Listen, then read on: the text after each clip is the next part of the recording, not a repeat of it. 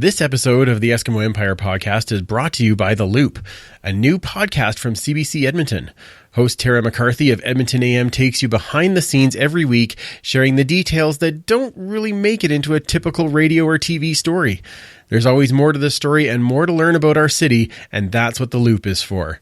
We'll run a trailer at the end of the episode for you, but you can find The Loop on the CBC Listen app or wherever you find podcasts. You can also find it online at cbc.ca/Edmonton. Enjoy the show. Hey, fellas, we ain't gonna ever back down from nobody. I don't care who it is. This is a brotherhood. And if we stand strong together, we can't be denied. If one of us goes down, we have another, and another, and another that's ready to fight. So let's hit this field and bang them, bang them, bang them. Somebody light me up.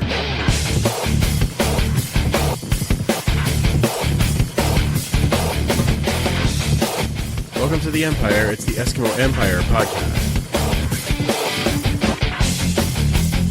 This is Trevor Harris.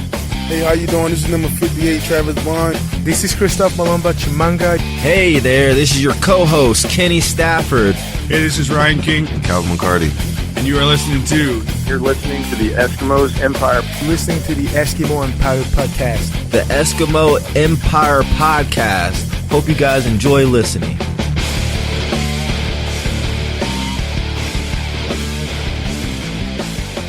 Welcome back to the Turf District for the Eskimo Empire podcast. And of course, we are a proud member of the Alberta Podcast Network, powered by ATB.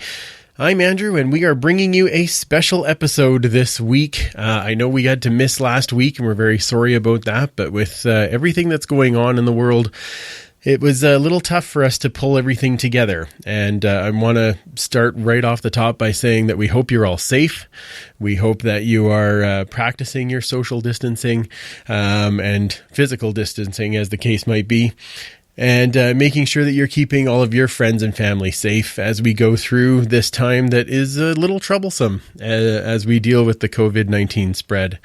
Of course, here in Alberta, there's things that are changing almost hourly, to say the least. So we haven't had much time to kind of sit down and think about kind of where things are at and talk some football. And so I thought it might be a good idea to get everyone together, at least some of our CFL family, and talk about it a little bit. Let's talk about kind of where we're at, talk about what we think with some of the things coming for football. Do we think there is going to be football? All of these things that are kind of rattling around in our brains that we like to talk about with our CFL friends, and we just haven't had a chance to. So luckily I was able to set this up, and I wanted to say thanks right off the top to Steve from the Piffles podcast, who kind of gave me the idea. He said that, you know, he was kind of missing everybody and it would be nice to see everybody. And so we were able to set up this conference call, so to speak, a video conference call, where we could all sit together and have a bit of a chance to chat. So this is call number 1. I did 2 calls, actually, and we'll release the second one in a couple of weeks' time. I wanted to make sure this got out to everyone because I think this is really a shot for us to have that connection.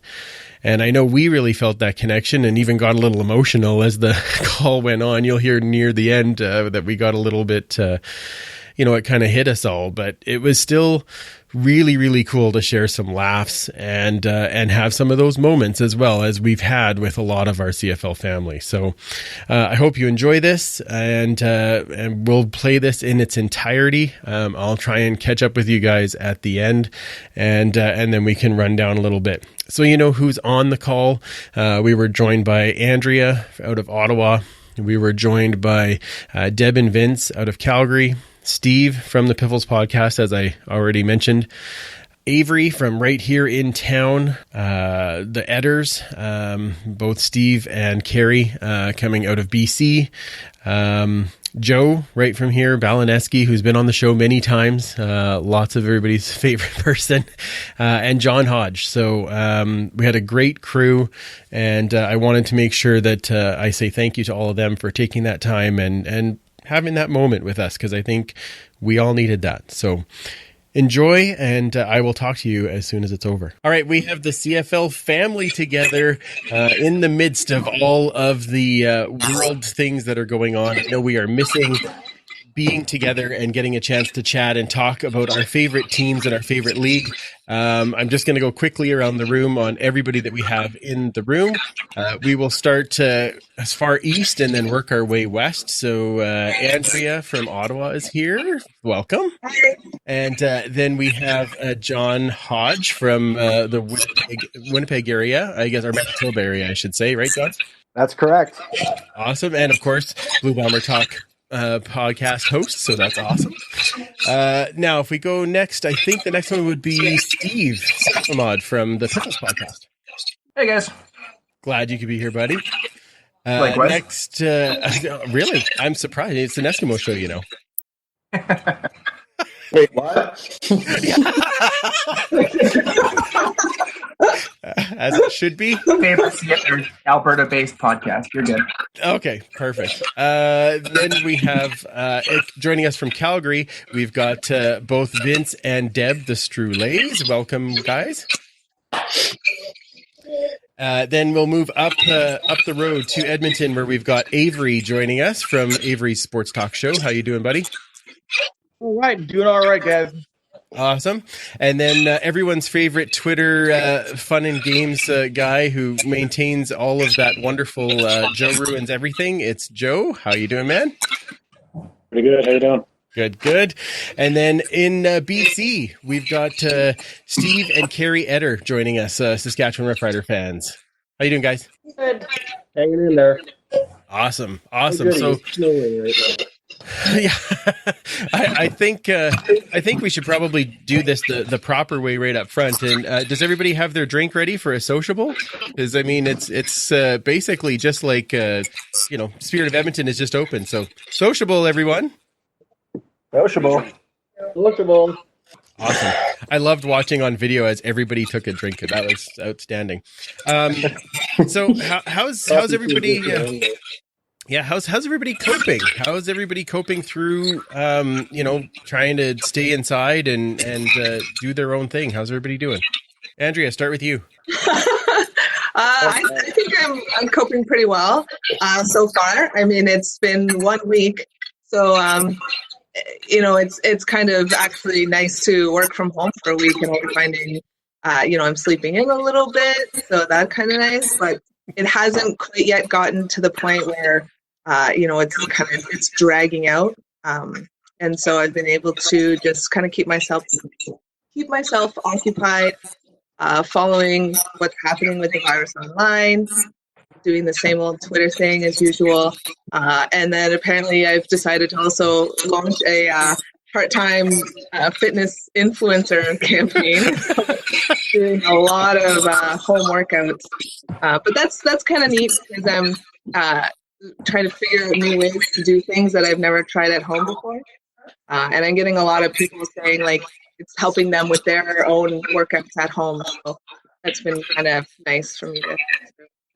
That's awesome. And I know we're all trying to find new ways to connect and do different things. So John, what about you? I know you're a teacher. So are you in the scramble mode of trying to get everything to deliver virtually?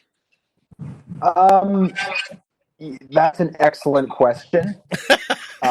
In Manitoba, what came out just over a week ago was basically we were told, look, we're doing this week, and then we're sending kids home for 3 weeks. And the middle of those 3 weeks was spring break, anyways. But the idea was we would have a week to kind of prepare and adjust to teaching online. And the reality is most of our kids, and this was very sporadic based on where you were in the province. Some schools reported excellent attendance, others didn't.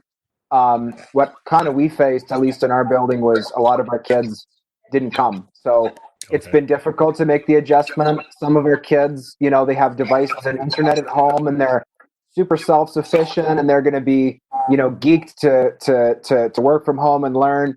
And some of our kids don't have internet at home. They don't have devices. And they might be a bit difficult to motivate sometimes even when they're at school. So it's a catch-all. It's a very bizarre situation. It's confusing. In some ways, it's exciting. In some ways, it's scary. So we're just going to try to deal with it the best we can, like everybody else, and hope that everything goes well in the near and distant future. Yeah, I know. And I think that, like we said before, I think that's kind of what we're all doing at this moment, is trying to figure out, well, what do we do in this particular realm so that we're still being active in what we're doing, but we can't be around each other. It's a totally different world, right? Oh, absolutely. And it's the thing that I just keep coming back to is this is such a, unbelievably bizarre circumstance. Like, I remember, I look forward to the CFL Combine for basically a year leading up to it. The Combine, I'm rarely able to make it to Grey Cup. But the Combine, I'm usually able to make it to.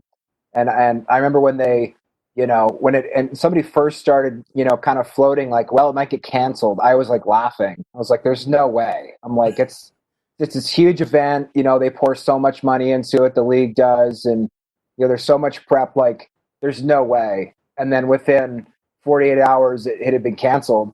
And now to think that ever was going to happen is crazy, just based on where we've been at the last week or so with how this thing is spreading.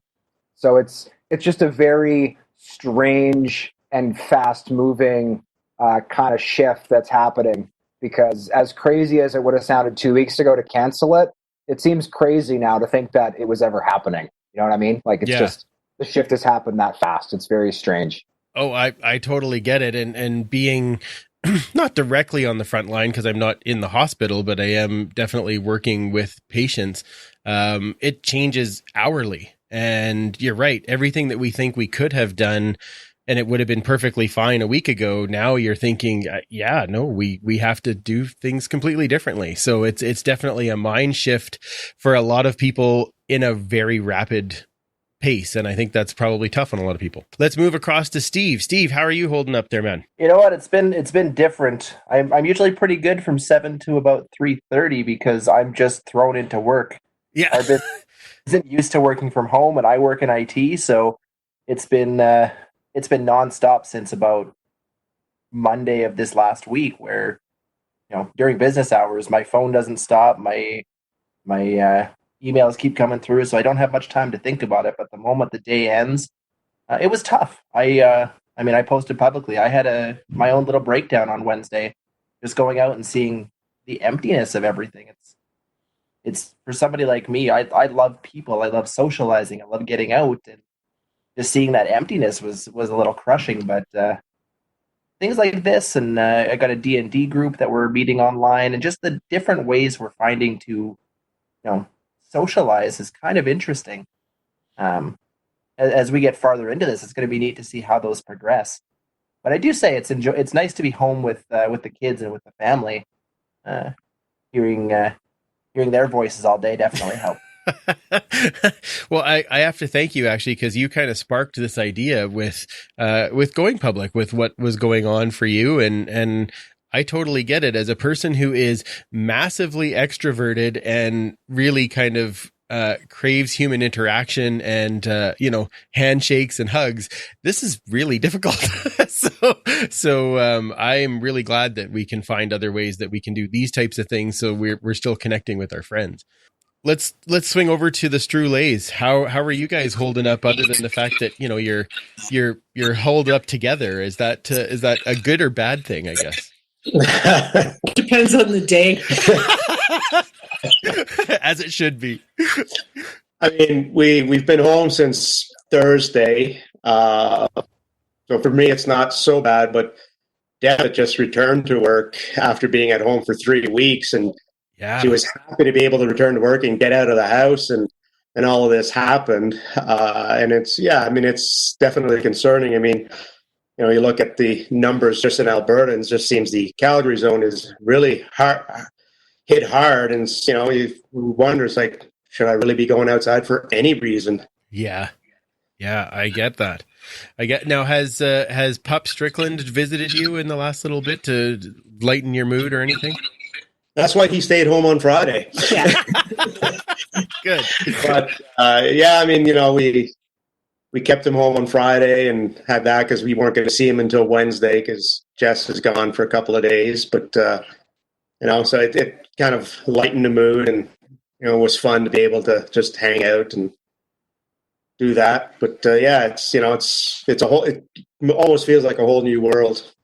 Yeah, absolutely. Let's move up to Avry. Avry, how are you hanging in there, bud? You know what? Being working in sports media, having every sports league being canceled kind of sucks. But what I've been doing for myself is I've been reaching out to athletes in the CFL, my friends in NHL, MLB. But right now, if you're a pro athlete right now, you're not training, you're not working, you're bored. So you're active, giving them to you right now. So I've been reaching out to them, doing interviews. You know what? Trying to just get some content out in the meantime right now. So that's what I've been up to the past few days here.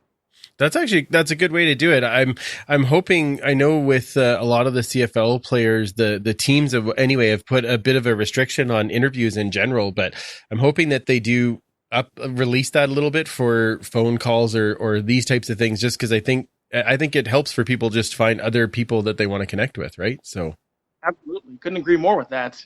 Yeah. Okay. Well, then we're on the same page, buddy. We're we got that going. Joe, how are you coping? How are you getting through every day? Well, actually, I still go into work every day, so it's kind of weird that everybody's staying home and I actually go into my office. But I'm okay. I come home and I have to deal with Mila and Renee, and they're the ones that they're used to this because they stay at home pretty much all the time. I mean, they go out and do their stuff during the day, but for me, I'm kind of like Steve. I'm a little bit of an extrovert, and kind of when you do go out and you see the emptiness, it kind of gets to you and makes it kind of weird. It's Absolutely. very, as Andrea said, it's an apocalypse, right? Like it just seems like you could tell something's not right. So. Yeah, absolutely. Oh, Andrea wants to say something now. Go ahead, Andrea. Oh, you didn't do that? Oh, okay, that means maybe John then. Did you? That was me. Excellent. Nice hand raising, John. Excellent. Thank you. I just wanted to say this in reference to all the extroverts. I'm an introvert, and I'm actually an introverted couch potato. So this whole situation for me, I'm worried for people's health and safety, so that, is making me feel anxious somewhat about the situation. But I just want to say the emptiness that everyone's describing to me is very refreshing, and I like it, and I wish that the world was less crowded. Okay, so I want that on the record. This has worked out pretty well for you, I guess. Yeah. Other than the usually I'll talk with friends, and they'll be like, "Hey, let's go out tonight," and I'll be like, "Where do you want to go?" And they'll be like, "What about this very crowded place?" And I'm like, "No, that ain't me. No, that's not." So I do have sympathy for people going through the culture shock of having the emptiness, and I'm still trying to make an effort to socialize because it is important to do that, of course, for everybody's mental health. But yeah, that is one thing about this. I'm trying to look for the silver linings because it's a challenging situation. For me, that's a small one. Is oh yeah, if I do have to leave the house, which is less often, but when I do, it's not. It's kind of a nice feeling, at least to me.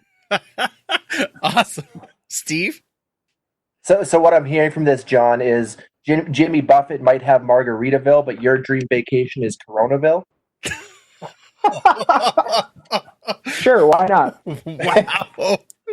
Wow, that was a good way to do that. Okay, somebody said it was very apocalyptic, and I think that was the way that we all decided at the beginning of the call. That's why Andrea was on time, right? Okay. I promise everyone that's listening. Everyone laughed, but it's on mute. It's hard to crack a joke when everybody's on mute. Anyway, how about the Etters over in BC? How are you guys holding up, and what are you? How are you coping? Well, things are. I wouldn't say exactly normal. We just got back from a trip on Thursday last week. Yes, and happy anniversary way late, but yeah. Oh, thank you. Thank you. So we get back to town on Thursday, and I spent the Friday and all weekend fighting with my HR department to find out whether or not I should stay home or not. And they have a corporate policy that they follow the BC guides instead of the federal guides. Okay. So I went into work for 2 days. Oh, wow. Wednesday about 1:00, I get a phone call. Yeah, we changed our policy again. You're now quarantined till after the 27th. Right. So after 2 shifts at work and finding out some more information, I'm not even sure we're going to be running at the pulp mill for anytime soon. Sawmills all over the country right now are shutting down, which means the pulping group is going to run out of wood, which means no pulp going out. So these toilet paper hoarders might be onto something. Wow, that's crazy. So I had a bit of a rough day on Thursday, I guess, Wednesday, Thursday. Looking at the reality of, filing for EI for the first time in 32 years. And just wondering, okay, well, who's not getting paid this month? Yeah. I think there's a lot of that. I think that's adding into it much that, on top of the whole, we're having to kind of separate ourselves and not be around a lot of people.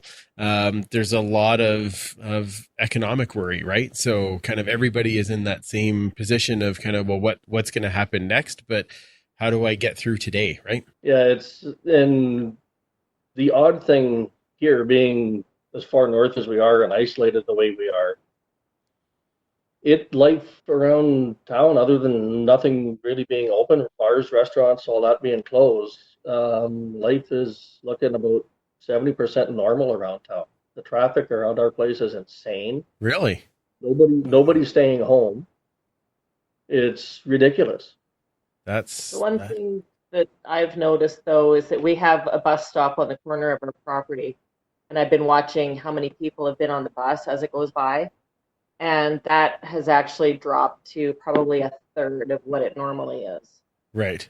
Okay. So we're getting a few people going out, but not, and I guess it's different in every spot, right? I mean, we have people, I just saw they were moving the logs off the beaches in Vancouver so that people don't go out in big groups, right in kind of one of the epicenters of everything. And then we have, spaces like Steve was talking about where it's, you drive to the store and the parking lot's almost empty. So it's kind of hard to see kind of where the balance is for everybody. Well, like I put on Facebook the other day, I took the paragraph out of the BC Health press release, and in the Northern Health District, which is basically from Quesnel north, so it's over half the province, we have, I think, currently 5 cases confirmed.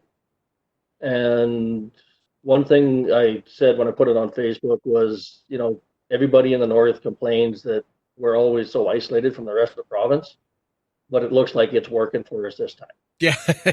Yeah, definitely could be at this particular moment. So, all right, let's go quickly across. Let's talk about something that's a little more fun. Let's talk about everybody's favorite player right now. Who's your favorite player on your team?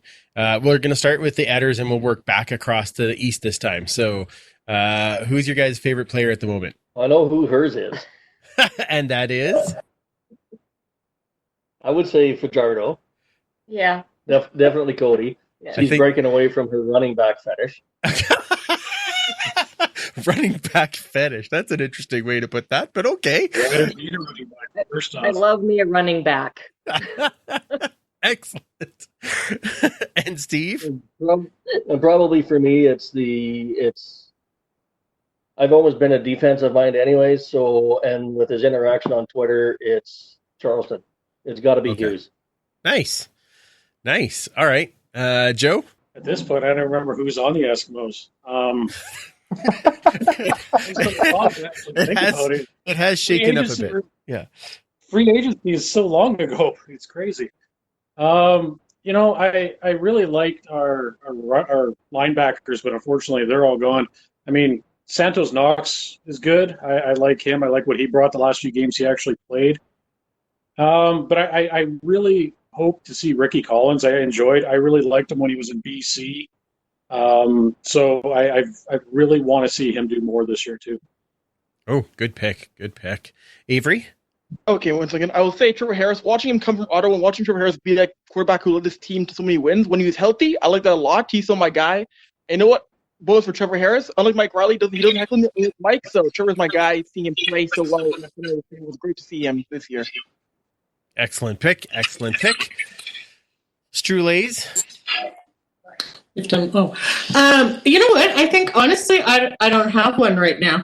What? Yeah, my favorites left in free agency. Bastards. Have they not met you? Do they not know that that's the rule? Actually, I think that's the reason they left. It was Jawan Breskison was my favorite, and I have to say him and his mom really helped us out while I was in hospital in Toronto. They gave me some clothes when my suitcase took a trip to Amsterdam. Vienna. Close enough. Austria. He went on a little world tour, and they helped us out a lot, but then he went and signed in Toronto, so... Oh, well, that's still a good pick. You can still say he's your favorite, even though he's not there. Yeah. But I don't have anybody currently yet. I got to see them all in action when and if we get there. It's fair. It's fair. Vince? Well, I only own one player's jersey, and that's Pruneau's, and that hasn't changed. All right. But I certainly am excited to have a quarterback this season. Excellent. Did you see his wonderful video that he posted where he said first sack of the season and he wiped out on a cone? Stop stack, because that cannot be good for knees. I appreciate the fact that he's bringing some humor to the interwebs. That's good. Yes. Excellent. Steve, who's on your list these days? I'm a little torn. I'm never usually a fan of the quarterback position. I mean, I am, but not as a favorite player. But it's tough between James Franklin, obviously. Okay, that's just mean. Now you're just being mean. Yeah. Rider legend, and obviously Cody Fajardo. Getting to work with him last year on the Jesus Sprinkle shirts and actually getting to meet the guy. He's exactly the type of person he is on Twitter. Like, he's just like kind-hearted, loves everybody, nice guy. That is actually him. It's great. Oh, that's awesome. That's outstanding. Let's move across to John. Do you I know you've mostly moved to putting on your reporter hat now, but do you have a player that you really enjoy watching? You know, he is on the Bombers, but this is a guy who I've loved watching purely just because I've turned in my season tickets and everything as I've kind of got more into the 3-down stuff, but I love Jamarcus Hardrick even when he was playing for BC and Sask. So I'll go with Jamarcus. He's been in Winnipeg now for 4 years, playing right tackle, and I just love that. I think some of it makes it on TSN, but for those who maybe don't pay attention to it, the next time the Bombers are at home and they score a touchdown, watch for the Hardrick hop and watch for the 320-pound offensive tackle leaping into the stands, because I think, as far as I know, he's the only one who does it. And so in addition to being a good player, he's just a good dude. And I've always loved watching Jamarcus play. So I'll go with Jamarcus Hardrick. That's a good pick. That's a good pick. One of my favorite memories of the last 2 years is when they caught that guy jumping offside and he kind of did that dance and then pointed at him and kind of like, hey, we got you. And he seems like a funny dude. So that's good. Andrea, do you have a favorite on your team now? I don't want to answer that. Okay, so I thought, I was like, okay, I don't know what to say. Okay, you know what? I'll just go with Arbuckle because we're all so excited that, like, well, what's he going to do? But Vince kind of talked about that a little bit. So I think what you're really trying to ask me, Andrew, is, what is the, maybe biggest asset that the Red Blacks have acquired or will have going forward. And I'm genuinely very excited to see what Coach Lapo will do with the Red Blacks. Ooh, good pick. Yeah. Yeah, they're like, it was not a good feeling being a Red Blacks fan. And a lot of, like, our whole coaching staff, almost except for Dice, is completely turned over. And there were a lot of questions, as we all know, about where is the money? What is going on here? Who are you paying? And then, some questions about coaching as well. So I think like bringing Lapo on board was one of the few moves that I think could have really brought the fan base back around to say, like, okay, let's not, pull the parachute yet. Let's give it a chance and see, like, maybe we're not quite done yet. So I think that there's a lot of promise in that, and he's been great so far in the little that he's done. So I just looking forward to seeing what he does, and if he brings some pieces that we're unfamiliar with from his own background and his own networks. Awesome. That's very, very cool. Very cool.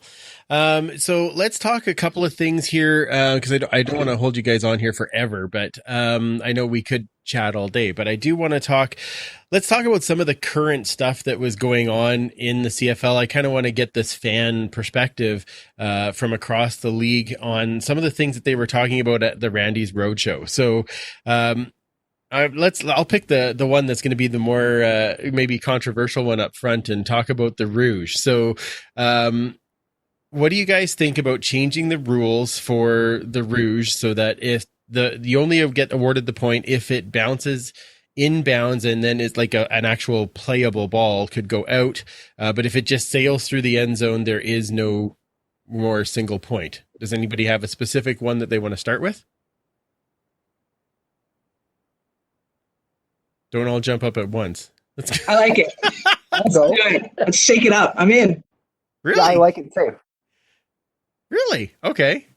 And so... well, you gotta remember... Oh, sorry. Go ahead. I mean, I'm a fairly new fan, right? Like, I just discovered... Well, I mean, I shouldn't say discovered, but became a fan when the Red Blacks came to town. So I don't have a lot of my opinions are not based on this whole, like, but we've been doing it that way for 50 years, right? I'm just like, whatever. So yeah, let's try it. Why not? That's a good point. All right. Deb and Vince, you guys have been watching the league forever. What do you think of this change? Hey! What? You're just like me. I'm not saying I haven't. Come on. I'm not really a fan of the idea. I like it the way it is. Sometimes that last minute go for the field goal and you miss it and the other team screws up in the end zone and you get that Rouge for the win is just as exciting. So I'm not a huge fan of a lot of Randy's ideas lately, but maybe I'm just bitter in my old age.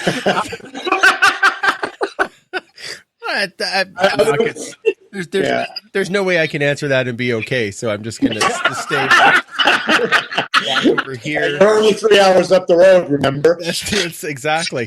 Thank goodness for social distancing. I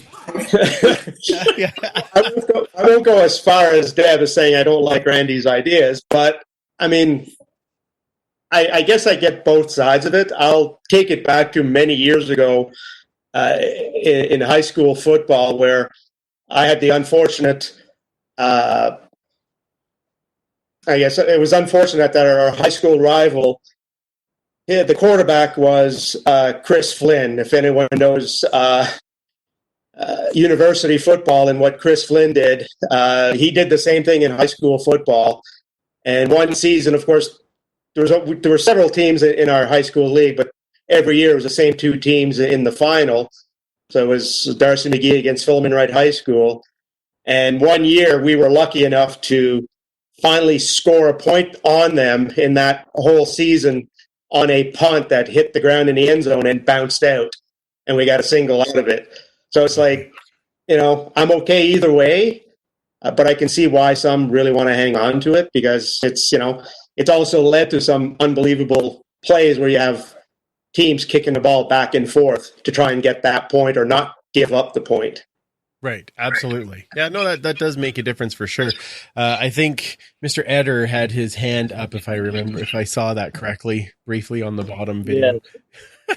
Yes, we were trying.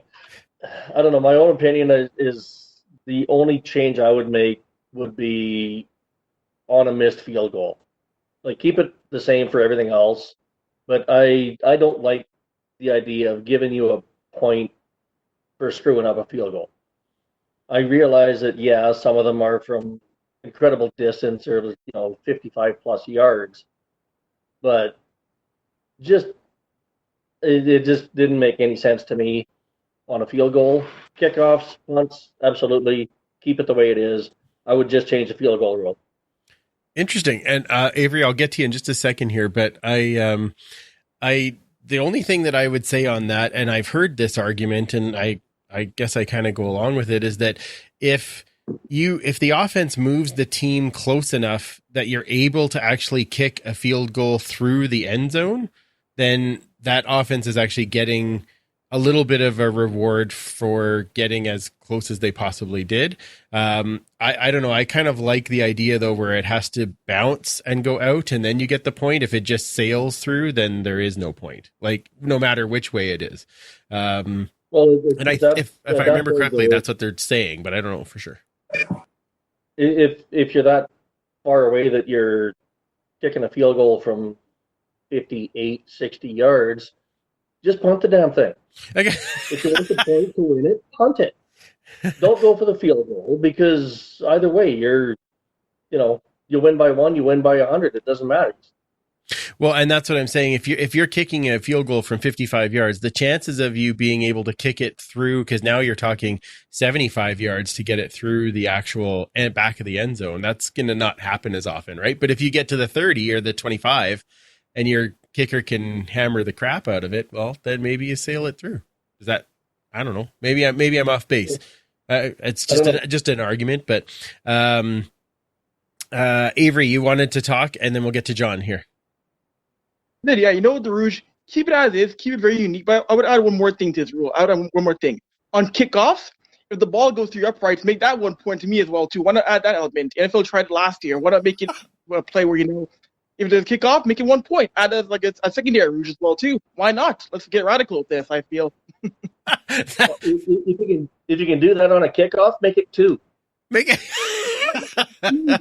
Now all of a sudden we're talking like 3-point shots in NBA. That's right. Yeah. John, what was your opinion on it? CFL is onto something. I personally like the idea of making a field goal the same as a kickoff.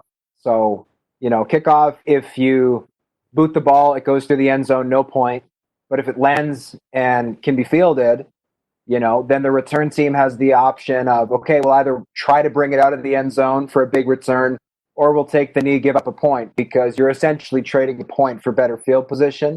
And I would like to see the same thing changed on field goals, because I agree. If you're trying a 23-yard field goal and it gets missed, goes to the end zone, I don't think that you should get a point for that. Like, you should just get a better kicker.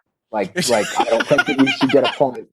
Personally, that might be harsh, but not everybody can have Lothar, though. Well, but the point, I just think it makes most sense to, if you get a point, I think it should be the return team, giving up that point, so that they get the field position. I don't think it should just be a matter of like, oh, we booted it through the back line, therefore a point. Because again, it's I think if your field goal kicker, can't make the short ones, then that's not an excuse to say, well, our offense did some work to get it down to the goal line. That's just my opinion. No, that's fair. That's fair. I'm just posing different things that I've heard as I've listened to different conversations about it. And that's it's an interesting one going all the way through. So, Joe, you have something there? Well, if we're just going to start making random weird rules, why don't we just get rid of touchdowns and field goals, and everything's worth 1 point? Okay, Joe ruins Rouge discussions. Like hockey. Great. Simple. Yeah. Maybe not. All right, let's go to a different one. Oh, now we've got okay. Is that Vince? You wanted to say something? Yeah, I mean, as it's kind of a shot at the Riders. Sorry, guys, but as someone like John Ryan know that they're thinking about changing the Rouge. Well, Steve has something to say on that. I don't think you're sorry at all.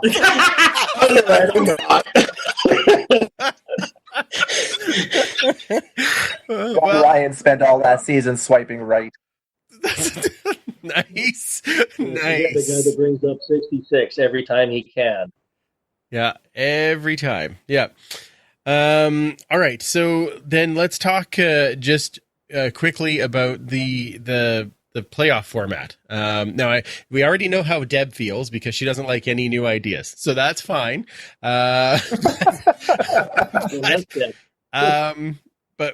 in general, and just quick yes or no, do you like the idea of seeding the teams from 1 through 6? Put my hand up. Yes, I saw your hand, Deb. Yeah. Okay, I actually do like the idea of seeding the teams from 1 through 6, but the part of the top 2 teams getting to pick their opponents, that was just stupid. The decision day. The decision day. The decision day thing. I mean, just based on the size of our league, I just think it's dumb. But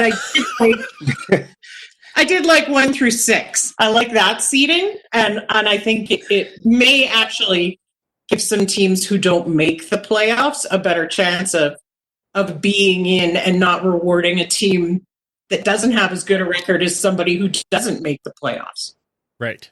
I can see that. Vince, do you like the seeding? Say yes.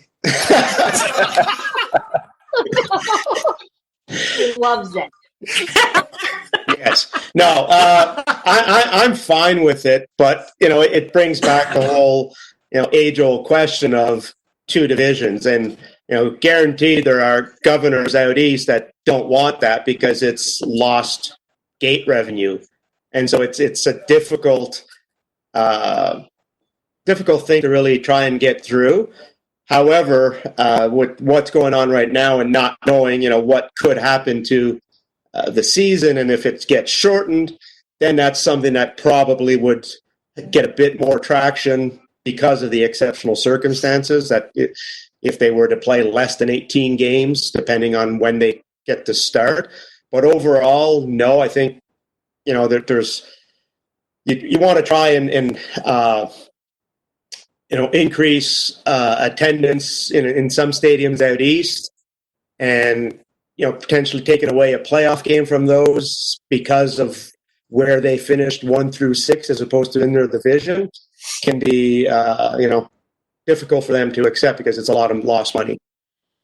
And I totally see your point, but I'm going to just ask you one other question, Vince. Do you think that there's more of a push for those teams to get better, though, if they know that they have the ability to have that seeding system? Do you think that, I see John Hodge is clapping. Do you think that would, do you think that it encourages those teams to a little more drive instead of, we only have to finish second in the East, which is different than finishing second in the West? What do you say for that side? I can't argue with that. I mean, it's quite obvious that there should already be an incentive for those teams to get better. And why it is what it is, and most seasons why the East seems to be weaker is baffling. I really can't come up with a reason as to why it happens. Yeah, it just does. So, John, you were clapping, and I think you put your hand up. So, what do you got there? Well, I'm 100% in agreement with Deb. I think that seeding from 1 to 6 is good. I think that picking opponents is bad. One of my favorite moments when that kind of conversation arose from Mr. Ambrosi was he kind of floated that, and then when the latter part of that went over like a lead balloon and people were like, no, that's a terrible idea, he then said, well, it was actually Winnipeg Blue Bombers CEO Wade Miller's idea. Like the next time I write a really bad column and someone calls me out, I'll be like, well, actually this whole column was Justin Dunk's idea. It was actually, that's what I'm going to do from now on. I'm just going to say, sorry, actually. But anyways, the only thing that I would raise is, every time player awards happen in November, there's a discussion, well, why are these really done by division? If the top 2 MOP candidates are in the East, why can't they both be up for the MOP? Or the West, same thing. And then the same conversation happens around All-Stars. Well, if there's what I'm trying to get at is I'm just not sure we need divisions at this point, because it seems as though every time the divisions come into play, people kind of say, well, especially with 5 teams in one, 4 teams in another, they're unbalanced. why not just treat it as a 9-team league? Because it's not like the NHL where having every single team in the same division would become very cumbersome. It's a 9-team league. It's a small league. The players play for each other. Like a lot of guys bounce around through half the league. Kevin Glenn has played for all 9 teams. Yay. For goodness sake, I just think, it makes sense to have one division at this point. So I can see that, and my only counter argument to that would be that I love the rivalries that happen because of the closeness of the teams. So I do like East and West during the season and having those extra games against teams that you're more likely to have that rivalry against. So I can see it both ways. I'm not saying that that's wrong. I'm kind of happy either way, but I am curious though, Andrea, being that you, like you said, you're newer to the league and you're open to some of these different changing ideas. What do you think of not only the seeding system, but then the decision day? Because I'm finding a lot more people who are new to the league are thinking that that's kind of a cool idea. Yeah. First I have to say, like, as an athlete, if someone did this, like, to me in rugby, I would lose my shit. I would absolutely hate it. That being said, as a fan, I love the drama, and I think we need to bring on more drama. And I think it was Ryan Ballantyne. I think he was on. He was on my show. Yep. Yeah, and I retweeted that as well. He made an excellent argument on quite a few points, but there are ways that not everything we do is already in the spirit of merit-based competitiveness. I mean, the fact that we have, the East and West divisions, even though, there are teams who are going to finish higher in one division than lower placing teams in the other division. I mean, if we were going to be competitive purists, we would not have that. But we do things to support the league in the business sense to make it more to just get more revenue, to have more people involved. And in some ways, there's parts of it that would be really helpful because people would still be competitive all the way to the end of the season. And we do see that drop off when teams just kind of go, okay, well, I'm calling it in now because they realize that where they're standing is a lost cause. Right. So there's that piece of it. But in terms of bringing in, more attention, more views, that kind of thing. I know it's, again, I'm going to get in trouble for saying this. And especially because I'm saying that I would it's a safe place eat it as an athlete. Yeah. But I think, again, like now that we're talking about, this year might have a very different setup if we can actually get back to CFL football, which I think we're going to. I mean, for me, rugby is actually already on hold right now. The season already started, which really sucks for me, but luckily football starts a little bit later. We might still get back to it. It might be a good year to kind of say, well, like, shit, let's give it a try. I mean, the year's kind of going to be different anyway. So let's see what will happen here if we try to do that. The seeding, I don't know. I mean, we seem to lose sight of a lot of the times of okay. So I mean, first of all, no one, this idea that, and being on the bottom consistently is going to somehow encourage teams to do better. I don't think that's the case. No one is not trying to win. They're fair. Every time they're going out there trying to do that the best that they can. Maybe sometimes in the playoffs at the end being a little bit more strategic, but no player, no coach is going out there and kind of saying, doesn't really matter. No, they're trying to do the best that they can, and doing poorly repeatedly is not going to motivate them further. Being a Red Blacks fan, looking at what happened last year, I promise you that they're not going to get better when they're getting trodden on. And I think the danger that we would see is that we've already got major attendance issues in the East. And if we get into a situation where year after year after year, you've got the same top 4 teams or 4 or 5 teams more or less, the league is could potentially even go under to take it that far because of the lost revenue. So in some senses, we have to make sure that the East is still actively engaged all the way through because of the money it brings in. No, and I'm not going to disagree with you there as far as we need to have interest. We want to have interest out there. We want to have people in those stadiums. I think one of the jokes that I've seen in the chat as we're talking is because we always, it's not fair. We shouldn't always take shots at Argo fans, but Argo fans are the first people who are really good at social distancing, I guess. So, I mean, that was a good joke. I can't remember who, I think it was Avry that put it in there. I'll give credit for that, but that was kind of funny. But we want that interest over there. The What's that, Steve? The lead fans are the best. Yeah. They social distance in the cup for 52 years. They're all good. It's a good point. But yeah, I think we want more. Oh, that was Joe that said that. All right, I'm going to give credit to Joe. But that was we want to have people out there, absolutely. But we do want to also have people where they're. I see, and I think when you said, Andrea, Ottawa had a rough season last year.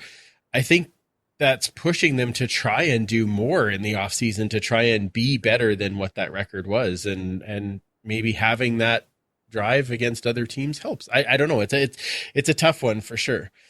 I think I'm going to jump in really quickly too, because I think, there's 2 different things. There's, doing more in the off season from, a management standpoint of Marcel, had a fire lit under his ass of you need to turn this part around. But in terms of, the coaches and the players, stepping out onto that field and trying to win football games, they're trying. Oh, absolutely. Absolutely. It's a matter of what they have to work with sometimes, right? So that's that might be where that difference is. Now, is it Joe? Did you put your hand up? Is that what it was? I did raise my hand like a good boy. I was just going to remind Andrea that even though she said all the teams are going out there trying not to lose or make it look like they're wanting to lose, Ottawa had a few games last year that's exactly what they were doing. It looked like they were trying to lose football games because they didn't have consistent offense. I mean, it like you said, it depends on who they got and what they can do to improve themselves in the offseason. I mean, Calgary is a perfect example of that. Year after year after year, they don't jump into free agency and get that big star or whatever. But yet, for the last decade and a half, they've been the cream of the crop of the CFL, and it's their, So when we saw them kind of taper off this year, and everybody was making those jokes that the era of Huffnagel and that is up, yet they still finished second in the West. So it's you don't always have to make that big jump. You just have to find the right talent, obviously. So it kind of shocked me when the Red Blacks really didn't do a lot during free agency, or they were having comments released with, I can't remember what the one comment was, something about, well, we got the money, but we've already spent it or something like that. I think, and then, you got teams like Toronto and Montreal that have, Montreal's a perfect example. They were crap, the last, how many years since Calvillo left. And then the last few years they were kind of because they couldn't decide who they wanted at quarterback. And then last year they, were one of the best teams in the league. So it definitely, with the whole playoff thing and the rankings, to me, it doesn't really make a difference. I agree with Andrew that I like having those divisions. I like having those rivalries. But again, some people have said, with being a smaller league, it doesn't make sense to have 2 divisions. It's really hard. It's always going to be a contentious point with fans, just like whether butter tarts are actually edible, or if belongs on pizza, or stuff like that. You're never going to all agree on it. Yeah, it's very true. It's very true, Joe. All right, let's wrap this up a little bit. As much as I am enjoying chatting with all of you, and I'm so glad you guys took the time to spend this time so that we could get a little bit of our our social time in, even though it is from a distance. I just want to go one time around the room one last time, and just what does the CFL mean to you? Let's start right in the middle here. We'll start with Avry, and then we'll kind of work our way out. CFL means to me, it is Canadian through and through. It is the community. The CFL is a league in which you can hang out with a Red Blacks fan, you can hang out with a Blue Bombers fan, and feel like it's family. Most leagues don't have that kind of connection, be it in basketball or soccer or any other sports, in my mind, Andrew. Awesome. Let's go down to the Strulays. I think to me, CFL is family. Like, whether it's the fans who all connect and become close friends and like family, or even the way the players interact with us. There's not that distancing that you see in other leagues. Except for right now, yeah, because there's except for right now we're all socially isolated. Yes, but of course, but yes. Other than that, but they're all out there interacting on Twitter and chatting away. So you can still talk to them, but just at a distance now. Yeah, absolutely. It's still family, but I think it's family, and I think I think Vince and I represent that in a way. So that's what I consider CFL. I agree, and your wedding was an excellent show of what CFL Family is all about. Andrea, did we get you all teary there? Did you? What does CFL mean to you? Yeah, I think now I'm seeing that the isolation is maybe striking me, because I did not expect to get emotional about this. But before I moved to Ottawa, I was working in Ghana in Africa. I work in international development. And so when I moved here, I didn't know anybody. I was taking my dog for a walk with when the inaugural Red Blacks game was on, and they hadn't finished the construction at Lansdowne. So I was able to actually walk with my dog right up to the back fence to the bridge and watch a couple minutes of the game. And I was just like, what is going on here? This is amazing. And I had just started playing rugby again, and everything just came together. I got so excited. And then when I became a part of it, I met this group of people, which, that's my friendship with Vince came out of that. Well, my friendship with everybody came out of that. But it was just amazing that people were just so welcoming and inclusive, and it didn't matter, how different we were, where we came from, or anything. It was just like, you want to go to Montreal and cheer for our football team? Yeah, okay, let's go. And it was that simple.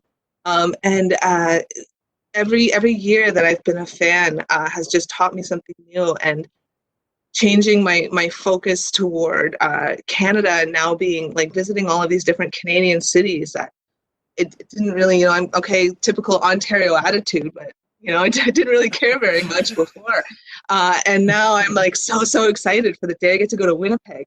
And I know everybody thinks it's really stupid, but I'm like, no, it's going to be awesome. And even actually in this last year, and the reason why I started tearing up is because Steven's wife became one of my closest friends, and Alex's wife, Amy, also became really close to me in this past year. And I don't even know what I would have done without the two of them. So it's something really special. It's so much more than football. We could be cheering for lawn darts, and it's really about the people, and it's such a blessing to be a part of. It really is. So I appreciate it so much. Oh, that was awesome, Andrea, and that is. I think a lot of us feel the same way as far as what the family is all about. Speaking of family, Joe, I can see that you're including your family, as we all got to see Mila for a quick moment there. So, tell us what does the CFL mean to you, man? Well, that, and pretty much what everybody said. How it's all family. It's weird how a lot of us haven't met each other. I had the opportunity to go to a lot of the, or I had a chance probably to go to a lot of the stuff in Edmonton when the Grey Cup was here, but I didn't. And I didn't get a chance to meet people like Andrea and all that. But yet, I get to meet you guys. I met you guys. I've yet to meet Steve. He's afraid to come out to Edmonton for some reason. And the damn Saturday game. Right. And there was the joke that I was avoiding Deb for years, and we met each other finally last year, and I scared the crap out of her. And, it is. It's like everybody said. It's purely family. It's just. I get along better with you guys than I do with my real family, if that makes sense. And because I can harass and joke and make fun of you guys, and you do the same thing to me, and I can't even really do that with my own family, and it's great, and it kind of brings some levity to life, especially with stuff that's going on right now. It's being able to do stuff like this, to be able to sit here and talk with you guys for an hour is great. That's awesome. Let's go to the Etters out in BC. What does the CFL mean to you guys, other than of course, your relationship as well? Well, since this whole social distancing thing, especially, it's been really important to me because of the relationships that we've got with everybody through Grey Cup and just through going to games and tailgating and all that kind of stuff. All the people we've met have just been amazing. And it's been important to me, and it's helped me get through a lot of this isolation stuff, to know that everybody's just kind of hanging in there and checking in on everybody. And now I'm getting emotional. You're not alone. You're not alone. No, it's been great. And like Joe said, I feel like I could be more myself with the CFL family than I can with my own family. Awesome. And it's been great. Yeah, the CFL family is second to none. Like, I mean, it is the epitome of being Canadian. Wow, that's awesome. You share a beer with everybody, you trash talk everybody, but you give a hug and a handshake at the end of it. Yeah, absolutely. John, let's go to you. What does the CFL mean to you, man? I've been a CFL fan basically since birth. Like my parents were both big CFL fans growing up, still are. And one of the things that I think was kind of rare in our household is obviously the Bombers playing was always a big deal, but it didn't matter what the game was. It could be Montreal, Toronto on a Friday night, or it could be Edmonton and BC playing the late game on Saturday, and we would just watch together. And so football for me since a very young age has been about like my family. But as I've gotten older and gotten more involved with the league and the birth of social media being a big part of that, it's been really cool to expand that and extend that. Like, I have friends in literally every CFL city, which is pretty cool. To, if you happen to be traveling somewhere for a wedding or you're going to a game or like, you've got people built in to meet up with.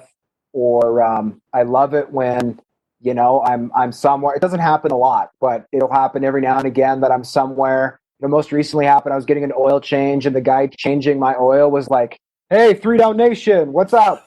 And like, he thought it was cool that we got to chat football awkwardly out of like the little passenger window of my car. Like, just getting a chance to meet people who you never would have otherwise gotten to meet, whether it's at a CFL event or, you just see somebody walking down the street wearing some CFL gear. It's a really neat feeling, especially, again, for somebody like me. Like, I look a little bit scary. Again, I'm more of an introverted person naturally, so I'm not really one to just strike up a conversation with your average stranger. But, the CFL has opened some doors for me to get to know people better and just make it easier to make those connections, which is really nice. Awesome. And as Andrea says, that's like celebrity status. You should be carrying around one of your podcast or trading cards just for that moment to hand over to be like, "Hey, I got one of these." Okay. Andrea has like 8 of them, so she could probably give you one. Oh, nice. Yeah, exactly. See there, Steve's got extras. We're good. Nice. All right, and let's go to finally to Safimod here, who, like I said, kind of inspired this whole idea to get us all together. What's the CFL mean to you, man? In a world where sports are so divisive and they bring everybody apart, I'm constantly amazed at how the CFL family comes together. In this time right now, it's tough to trying to word it. Now it's my turn. We're all taking a turn, man. Right? Like we're so used to being pulled apart by sports, but this league has brought this group together. It's brought so many people together that you can just go out, have a beer, have a hug, talk football, and you go home friends. It doesn't matter who wins, who loses. But more to me, specifically, the CFL family has saved my life on multiple occasions. Like I was not very open before about my mental health, and with the people that I have in life now, I feel able to do that and know that the CFL family is there to prop me up when I need it. So to me, it's literally life. Wow. It's pretty hard to follow that one. Geez, you got me going now too. And I'm fairly aware of that, especially with my injury a couple of years ago. So you guys mean a lot to all of us. And all I need to say really is sociable. Sociable. Thank you. You guys are amazing, and I'm glad that we got a chance to hang out. And we've got another hangout coming up right away, and we'll try and do this a bit more often if we're stuck here for a little bit longer. But I guess we're in a stage where we've gone from hashtag run the damn balls to hashtag wash your damn hands. So do that. Stay safe. We love you guys all, and glad we can hang out. Yeah, thanks so much for setting this up. Yeah, thanks guys. This is Rick Walters, and you're absolutely listening to the best podcast, the Eskimo Empire Podcast, live from Edmonton. That was an amazing chat. And again, I can't thank these people enough for taking the time to chat with me and just kind of get it all out there. And I hope you enjoyed that as much as I did having the conversation. Like I said, we have a second one that will be coming out in a couple of weeks. Next week, we should have a regular show with Mike and I, and possibly Commissioner Kayla, because I know that she has returned, but I think she's in isolation right now. So we will try and catch up with her as well, because we're glad she's safe, and we want to definitely catch up and kind of see how her experience was to the time that she had. Before we get to the end of the show and the plugs, I want to send a shout out to our good friend Brian Edwards. We know that he had a bit of a complication with some falls and ended up in the hospital. Buddy, we're all thinking of you, and I hope you pull through this okay. And, part of the CFL family, and one of the guys that's around and loves his Eskimos. So we love you too, and we hope you're all right there, buddy. Make sure that you're following all of us on Twitter. Of course, you can follow me at FreePalicious and at EskEmpirePod. You can follow Mike at 56Parkies and at EsksHistory. And of course, Duchess Lombardi is our one and only Commissioner Kayla on Twitter. Find all of our links on eskempire.ca. And this show is actually brought to you by the Alberta Podcast Network. This week, we're going to point out our good friends that are also part of the CFL family in the Two and Out CFL podcast. And of course, Travis and Ty are putting out some shows here and there. They're always a riot to listen to. I would highly recommend going back and listening to some of their interviews. They had some of the greatest interviews with Randy Ambrosi for sure. And a lot of the time they have that balance of fantasy and fun and football. So definitely our brothers as well. Make sure you want to shine the light on them. Check out their show, Two and Out CFL podcast. You can find it, of course, on all your podcast networks, or you can find it, of course, on the Alberta Podcast Network at albertapodcastnetwork.com. We're still working on getting our schedule together. Like I said, Mike and I will try and do a regular show next week, and then we will be back with another call the week after. And if these are well received, maybe we'll set up a few more of those, because who knows how long we're going to be doing this together. So thank you again for listening. For Commissioner Kayla and Superfan Mike, I'm Andrew. Remember, you can't catch footballs with your face, and we will absolutely talk to you next week. Thanks for listening. Find more great shows like this at CF Pod Network on Twitter.